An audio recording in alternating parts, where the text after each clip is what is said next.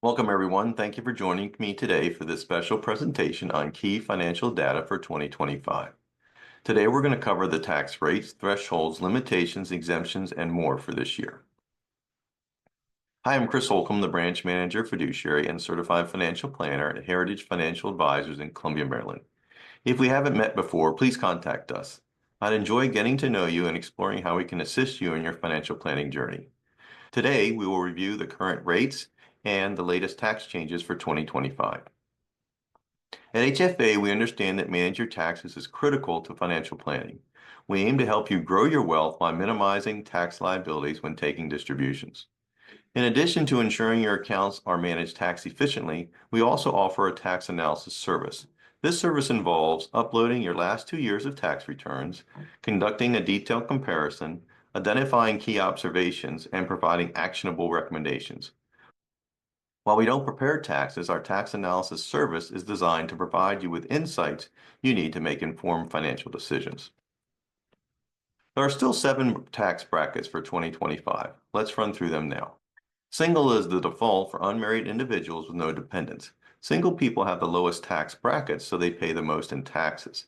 For example, a single person earning $200,000 would be in the 32% tax bracket, but a married couple earning $200,000 would be in the 22% tax bracket. These brackets go from 0 to 37%. Most people will be in the 22, 24, or 32% tax brackets. I'll go through an example on the next slide. Married filing jointly is the most beneficial for married couples combining incomes. Married couples have the highest tax brackets, so they pay the least in taxes. For example, a single person earning $200,000 would be in the 32% tax bracket, but a married couple earning $200,000 would be in the 22% tax bracket. Here are the brackets and rates for married individuals filing jointly and surviving spouses. Widows and widowers file as joint in the year the spouse passes, but then file as a single going forward if they don't remarry or have dependents. The tax rates are much the same for single filers, but tax brackets are much larger to account for a second income. Our system includes progressive rates based on income ranges for the specified filing status. Let's look at an example. Let's say your joint taxable income is $100,000. So your income falls between $96,951 and $206,700. This is the third tax bracket. So in the third tax bracket, your base rate is $11,157 for the first $96,950. The marginal rate is 22% for the additional amount of income. So your additional tax would be $100,000 minus $96,950 times 22% for a total of $670. So your total tax for that joint income, married filing jointly, would be $11,157 for the base rate, plus $670 in additional taxes, for a total of $11,827. Head of household is ideal for single individuals supporting dependents, offering tax advantages similar to married filing jointly for moderate incomes. This is also the filing status for widows and widowers with dependents. Married filing separately rarely is advantageous unless specific circumstances apply. These rates are very close to single filers. And lastly, here are the rates for estates and trusts this year. You can see here that the top 37% marginal tax rate is kicking in for estates and trusts over $15,650. Now let's talk about standard deductions. The standard deduction shown here increases slightly from $29,200 in 2024 to $30,000 in 2025 for married filing jointly, from $14,600 to $15,000 for single and married filing separately filers, and from $21,900 to $22,500 for head of household filers. With a higher standard deduction, most filers no longer itemize their deductions. Now let's talk about the additional deductions for non-itemizers. The additional standard deduction amounts went up slightly from 2024. Thus, people who are blind or over 65 receive an additional deduction of $1,600 each in 2025, up from $1,550 in 2024. The additional deduction also increases from $1,950 in 2024 to $2,000 in 2025 for taxpayers who are blind or over 65, unmarried, and without a surviving spouse. For 2025, the child tax credit is $2,000 per child, and up to $1,700 of that is refundable for those with income under $400,000 filing jointly, or $200,000 for all others. Capital gains and qualified dividends. These rates apply to your taxable joint and individual brokerage accounts, not to 401ks, 403bs, TSPs, IRAs, or Roth IRAs. Tax rates on long-term capital gains and qualified dividends are generally unchanged at 0, 15, and 20%, but the brackets for these rates have gone up slightly. Most people will be taxed at the 15% rate because their taxable income is less than $600,050 for a couple or $533,400 for a single person. Now let's look at some additional taxes that may be relevant to you. The alternative minimum tax is a parallel tax system in the United States designed to ensure that high-income taxpayers pay at least a minimum in federal income tax, even if they qualify for numerous deductions, credits, or exclusions under the regular tax system. The AMT has been adjusted for inflation and will continue to affect fewer and fewer taxpayers under the Tax Cut and Jobs Act. And in 2025, the exemption amount rises to $137,000 for married filing jointly taxpayers, up from $133,300 in 2024 and $88,100 for single filers. Net investment income refers to income earned from investment-related activities, minus certain expenses associated with generating that income. It includes a wide range of passive income sources such as interest, dividends, capital gains, rental income, and royalties. Some high-income taxpayers owe the net investment income tax of 3.8%, which is levied on the lesser of net investment income or modified adjusted gross income over $200,000 for singles filers or $250,000 for married filing jointly. These amounts remain unchanged from 2024. Gifting and estates. What about gifting rates and the estate tax this year? Gift and estate tax exclusions and credits. Gifting is a versatile financial tool that allows you to reduce estate taxes, support family members, fund education, and contribute to charitable causes, often with significant tax benefits.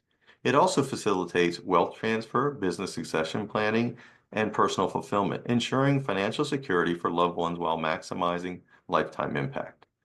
The value of gifts one person can give another without reporting it as a gift tax return rises from $18,000 in 2024 to $19,000 in 2025.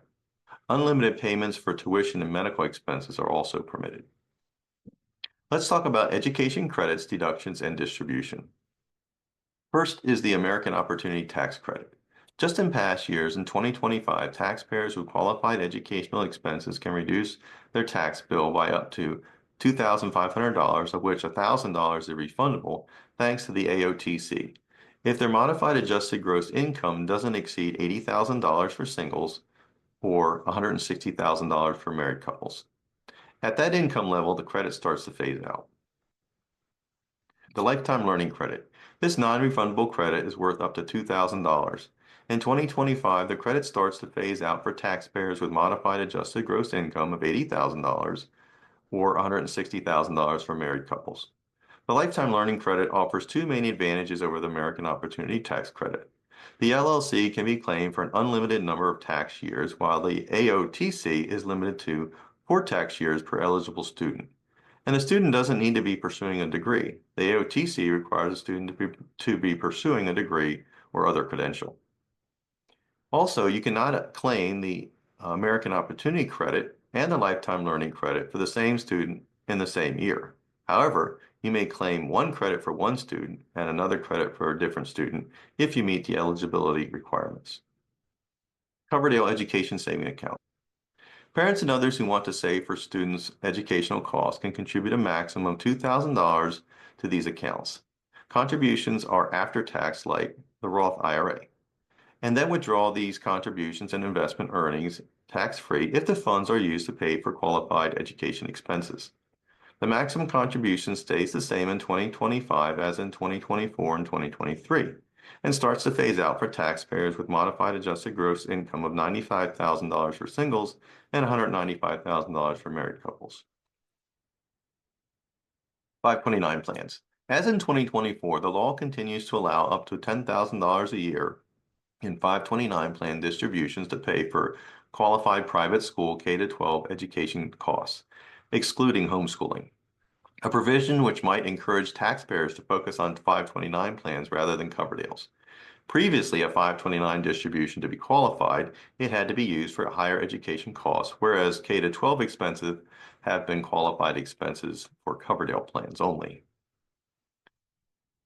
In Maryland, each parent can deduct up to $2,500 of his or her 529 contribution to a child's account, with no income limit. This is a per parent, per child deduction off of their Maryland state income tax. So if both parents contribute to a child's 529 account, there will be a $5,000 deduction. This is a great tax reduction strategy for parents saving for college. Now let's look at retirement plans. The total amount that employers and employees combined can contribute to a 401k or similar defined contribution plan rises to $70,000 in 2025, up from $69,000 in 2024. The contribution limit for employees is $23,500. Most notably, there is now an extra catch-up contribution for individuals aged 60 to 63 of $11,250 versus $7,500 for individuals ages 50 to 59 or 64 plus. Individual retirement accounts. In 2025, taxpayers who save for retirement in traditional IRA or Roth IRAs are limited to a $7,000 contribution, plus a $1,000 catch-up for those 50 and older. However, there is no age limit on your ability to contribute to an IRA as long as you have earned income. Note the income cutoffs for Roth IRA contributions. For joint, your combined income must be less than $236,000, and for single, income must be less than $150,000. Taxpayers who aren't participating in retirement plan at work can generally fully deduct their contributions to a traditional IRA. However, income thresholds limit the deductibility of such contributions for taxpayers who are participating in a workplace plan, or if their spouse participates. You can see in the table on the slide the traditional deductible section. Now let's cover some major health-related numbers for 2025. We'll discuss HSAs, long-term care premiums, and Medicare numbers for this year. Healthcare savings accounts. Healthcare savings accounts are a great option for healthy people who can afford the higher deductibles and copays and still fund their HSA account. HSAs offer the rare tax trifecta. Contributions are made pre-tax, you enjoy tax-free investment returns, and money comes out tax-free if used for qualified medical expenses. The downside is that such accounts are currently only available to those who are enrolled in a high deductible health plan, which can pose a steep upfront cost. In 2025, the minimum annual deductible for a qualifying health plan is $1,650 for an individual plan and $3,300 for a family coverage. The maximum deductible contribution to an HSA in 2025 is $4,300 for individuals. For family coverage, the maximum deductible contribution is $8,550, and there is a $1,000 catch-up contribution available for age 55 and older. Long-term care premiums. Taxpayers who are paying for long-term care generally can deduct a portion of their premiums as a qualified medical expense.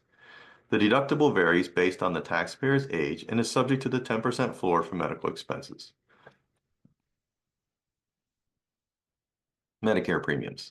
The standard premium amount in 2025 is $185, though some Part B beneficiaries pay less due to the hold harmless provision that protects them if Social Security benefits rise slower than Medicare premiums. The people who pay the higher figure include those signing up for Medicare Part B for the first time, those who don't receive Social Security benefits, those who don't have their Part B benefits automatically deducted from their Social Security benefits, and others. Meanwhile, some higher income beneficiaries will pay more than the standard premiums as shown here. Remember that Medicare premiums apply to income from 2 years prior, and that decisions made today will have a future impact. Social Security. There are key Social Security figures pre-retirees and retirees should be aware of. The Social Security estimated maximum monthly benefit is $4,018 in 2025, up from $3,822 in 2024. The maximum taxable wage in 2025 is $176,100, up from 2023's $168,600. The tax rate remains the same, 6.2% for each employer and employee, 12.4% for self-employed people. The so-called full or normal retirement age for claiming unreduced Social Security benefits is 66 for people who were born from 1943 through 1954. For those born after 1954 but before 1960, full retirement age is 66 plus a couple months, depending on your birth year. For those born in 1960 or later, full retirement age is 67. If someone takes Social Security benefits before their full retirement age and continues to work, their benefits may be reduced based on their earnings. This is a temporary reduction. The withheld benefits are not lost. Once you reach your full retirement age, the Social Security Administration recalculates your benefit amount to credit you for the months when benefits were withheld. Some retirees are surprised to find their Social Security benefits are taxed. This slide shows you the income thresholds at which the benefits start to be taxed. To figure out their bill, beneficiaries must compute their provisional income, which is also known as combined income. Combined income equals your income plus non-taxable interest plus half of your Social Security benefits. Our tax code has evolved from a two-page form in 1913 to over 75,000 pages of complex rules that are constantly changing. We covered a lot today. This reference card can help you keep track of these key numbers that impact your financial life. Please contact the office if you'd like a copy. This presentation may have brought up questions on your tax situation that you would like more clarity on. If so, let's schedule a time to meet so we can discuss planning and strategies for your particular situation. Also, let us know if you'd like more information about our tax analysis service. Contact us at the office. Phone number is 410-975-8387. You can email me, chris@heritagefinancialadvisors.com, or you can contact us through our website, www.heritagefinancialadvisors.com.